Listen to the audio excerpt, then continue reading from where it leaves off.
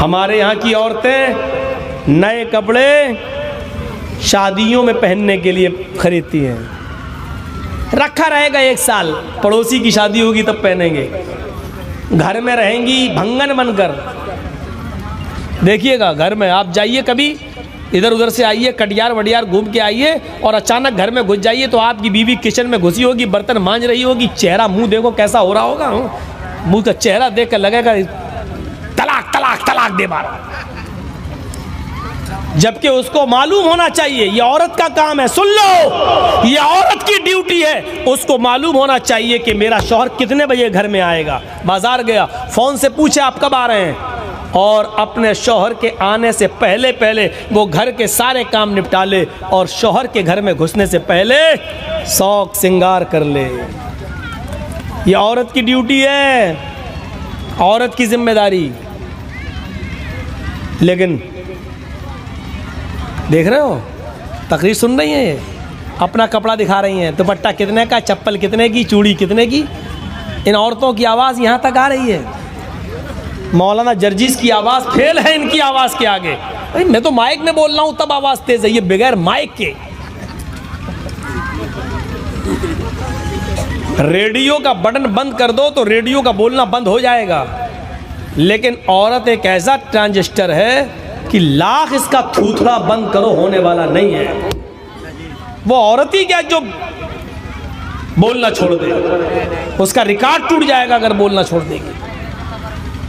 तो हजरत उमर फारूक की बीवी ने वो नया दुपट्टा पहन लिया कि मेरे शौहर आएंगे, चलो आज मुझे इस दुपट्टे में देखेंगे तो खुश हो जाएंगे। हजरत उमर जैसी अंदर घुसे, दरबार खिलाफत से आए, अपनी बीवी को नई ओढ़नी में खूबसूरत दुपट्टे में देखा तो बजाय खुश होने के पूछा, मेरी बीवी का क्या ये नया कपड़ा, नई ओढ़नी तुम्हारे पास कहां से आई?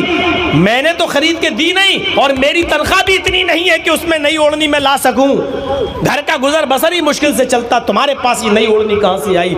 कहा अबू मूसा अशरी ने दी है। बीवी मेरी तोहफा वो दे रहा है, क्यों?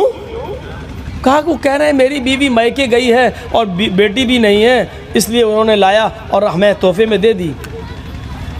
अपनी बीवी के सर से इतनी तेज ओढ़नी उतारी कि ओढ़नी के साथ साथ उनके बाल भी आ गए। वो चीखने लगी, अमीरुल मोमिनीन, आए उमर मेरे बाल तो छोड़ो। हजरत उमर ने फिर बाल छोड़े और उसके बाद में वो ओढ़नी उठाई और उसको लपेट दिया, गुड़ी मुड़ी कर दिया, गुड़मुड़ उसको लपेटा। अमीरुल मोमिनीन की बीवी का बयान है, उसकी गठरी बना दी, मोड़ दिया और उस ओढ़नी को इतनी तेज उन्होंने मेरे मुंह पे दे मारा कि उसके वजन से, उस ओढ़नी के लगने से मेरे सर में 3 दिन तक दर्द रहा। और फिर कहा, आए मेरी बीवी, मेरी इजाजत के बगैर तुम किसी से तोहफा लेने की हकदार नहीं हो। और फिर ये ओढ़नी उठाई और उसको गुड़ी मुड़ी किया, गुड़मुड़ किया और सीधे दरबार खिलाफत में लेकर पहुंच गए और इतनी जोर से अबू मूसा अशरी के मुंह पे दे मारा कि अबू मूसा अशरी कहते मेरा पूरा सर हिल गया और कहने लगे, हाय अबू मूसा, ये तेरी हिम्मत कैसे हुई कि तू मेरी बीवी को कोई चीज तोहफे में दे? अबू मूसा कहते हैं, अमीरुल मोमिनीन आप गलत कह रहे हैं, अल्लाह के नबी ने फरमाया तोहफा दिया करो, एक दूसरे को तोहफा देने से मोहब्बत बढ़ती है। मैंने तो ये सोच कर दे दिया कि मेरी बीवी नहीं है, मेरी बेटी भी अपनी नानी नाना के घर गई है, ओढ़ने और पहनने वाला कोई नहीं, इसलिए मैंने ये ओढ़नी आपकी बीवी को दे दी। जनाना सामान था, लेडीज सामान था, इसलिए मैंने आपकी बीवी को इसका ज्यादा मुस्तहिक समझा। फरमाया तोहफा देना गलत नहीं है, लेकिन आए अबू मूसा, तुम बैतुल माल के खजांची हो, तुम एक ओहदे पर हो, और जब कोई किसी ओहदे पर हो और फिर वो किसी अमीर की, अमीरुल मोमिनीन की, अपने से बड़ी पोस्ट वाले की बीवी को कोई तोहफा दे तो इसका मतलब ये होता है कि वो अमीरुल मोमिनीन की नज़र में अच्छा बनना चाहता है, वो उसकी नज़र में मुबारक बनना चाहता है, वो उसके दिल में अपनी जगह बनाना चाहता है ताकि हमसे कोई गलती गलती हो तो फिर ये मुझे नजरअंदाज कर दे। ऐ अबू मूसा, मेरी बीवी को तोहफा देकर मेरे दिल में जगह बनाने की कोशिश मत करना। अल्लाह की कसम, अगर तुम भी गलती करोगे तो उमर तुम्हें डबल सजा देगा, अगर तुम गलती करोगे तो उमर तुम्हें दुगनी सजा देगा। जानते हो लोग, मौलाना जर्जी साहब नीतीश के फेवर में बोल दें तो नीतीश तो हमें एमएलसी बना देगा। और ये बिकाऊ मौलवी बहुत हैं, आपके बिहार में भी बहुत मिलेंगे। अब नाम ना लो, आपने देखा होगा प्रचार करते करते नीतीश गवर्नमेंट ने उनको एमएलसी भी बना दिया। आज वो बने बैठे हैं, जा रहे हैं। समीर फरोश मौलवी हैं ये, बिकाऊ मौलवी। अब देखिए, नाम हमसे मत निकलवाइए। हम इन 2-2 कौड़ियों के और 2-2 रुपए में बिकने वाले मौलवियों को नाम लेकर इनकी अहमियत नहीं बढ़ाना चाहते हैं। मेरी नज़र में इनकी औकात, काबे के रब की कसम, मौलवी जर्जीस के पैर का जूता ऐसे मौलवियों से बेहतर है। 2 कौड़ी के मौलवी समझते हैं जो अपने ज़मीर को बेचें, अपने दिल का सौदा करें। अल्लाह ने ज़बान दी तो उसका सही इस्तेमाल करो, सही इस्तेमाल। और आजकल की सियासत कैसी है, आप क्या समझते हो? मौलाना जर्जीस यहाँ बैठे, मेरे पास ऑफ़र नहीं आया। कौन सी पार्टी ऐसी है कि जिसने मौलाना जर्जीस को राज्यसभा का मेंबर बनाने का ऑफ़र नहीं दिया? कोई एक पार्टी बताओ, कौन सी? समाजवादी पार्टी ने दिया, मायावती ने दिया, राहुल ने दिया, और तो और आज की मौजूदा दौर की उठी हुई सूरज, चढ़ते हुए सूरज वाली पार्टी जिसको बीजेपी कहते, इसकी तरफ से भी ऑफर आया। लेकिन अभी इस ज़मीन के ऊपर और आसमान के नीचे किसी माँ ने वो बेटा पैदा नहीं किया जो मौलवी जर्जीस के ज़मीर का सौदा कर सके।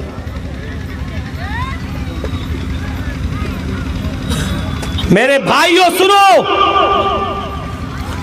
क्या कहा अबू मूसा, आइंदा मेरी बीवी को कोई ओहदा देने की, कोई तोहफा देने की कोशिश मत करना। ये सब क्यों? वल तंजुर नफ्सु मा क़द्दमत लिगद, कल कयामत के दिन के लिए तुमने कौन सी तैयारी कर रखी है। अबू मूसा अशरी बैतुल माल में झाड़ू लगा रहे थे ऑफिस में, सड़क पर, रोड पर 1 दिरहम मिल गया, कहीं पड़ा था, उठाया। उनको चाहिए था कि वो दिरहम बैतुल माल में जमा कर देते, बैतुल माल में, सड़क पे मिला तो बैतुल माल में जमा कर देते।